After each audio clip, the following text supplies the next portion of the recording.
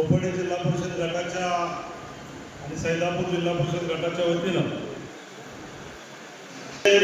आपल्या सगळ्यांचे दैवत प्रोफेसर आज या ठिकाणी करवली या नदीमध्ये उपस्थित राहिलेले गटाने कोपडे जिल्हा परिषद अभिनंदन आणि स्वागत करतो।